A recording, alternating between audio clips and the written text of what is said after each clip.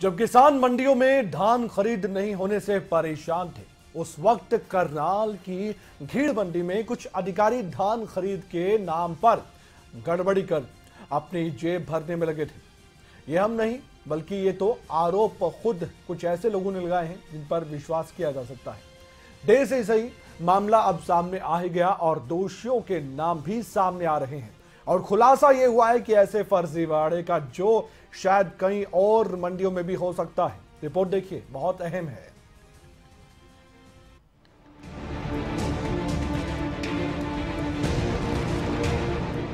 हरियाणा की मंडियों में परेशान किसानों की कई तस्वीरें आपने देखी होंगी।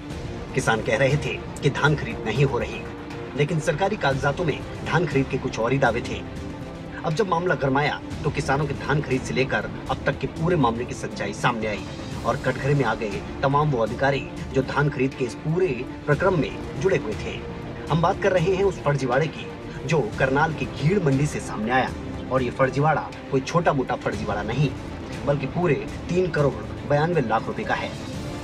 करने पे हमें पता लगा भी 9 राइस मिलों में यहाँ पर अलॉटेड है गेट से और वहां पर जा रहा है। फिर हमने पीवी करवाई फूड सप्लाई और हेफर्ड डिपार्टमेंट से, प्लस और फॉर्मेलिटी स्टेटमेंट रिकॉर्ड किए, जिसके चलते हुए डीसी साहब ने 4 ऑफिशियल्स जो मार्केटिंग बोर्ड के हैं उनके खिलाफ एफआईआर के ऑर्डर कर दिए हैं और जिसमें से मंडी सुपरवाइजर है धीरज कुमार और धर्मवीर, उसमें ऑक्शन रिकॉर्डर है, 2 कंप्यूटर ऑपरेटर है अंशुल और दीपक, और उसमें से अल्टीमेटली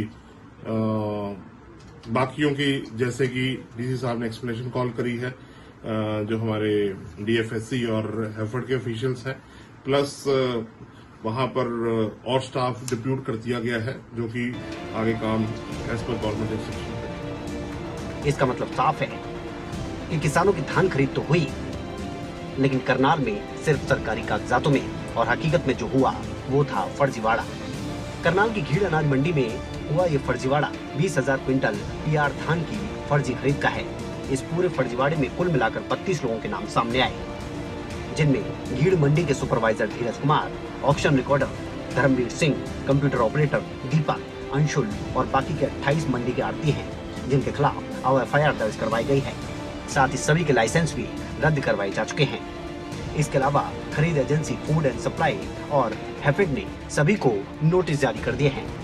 साथ ही 18 आड़तियों का स्टॉक कम पाए जाने पर डीएफएससी और डीएम ने संबंधित अधिकारियों को कारण बताओ नोटिस भी जारी किए हैं। प्रोक्योरमेंट एजेंसी के जो प्रतिनिधि थे वहाँ पे, उनकी हमने शो कॉज की है, उनसे कारण बताओ नोटिस जारी किया है कि भाई उनके खिलाफ क्यों ना कार्रवाई की जाए।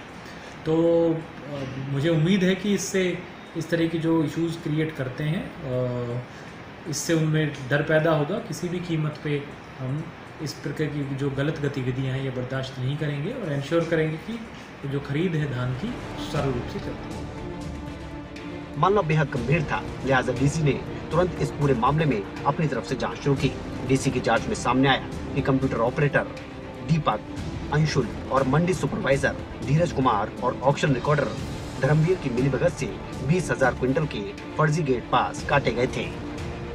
इस मामले में जुड़े 9 अन्य राइस मिलों की जांच डीएफएससी और डीएम हेफेड ने की, जिसमें धान खरीद प्रक्रिया में गड़बड़ी पाई गई।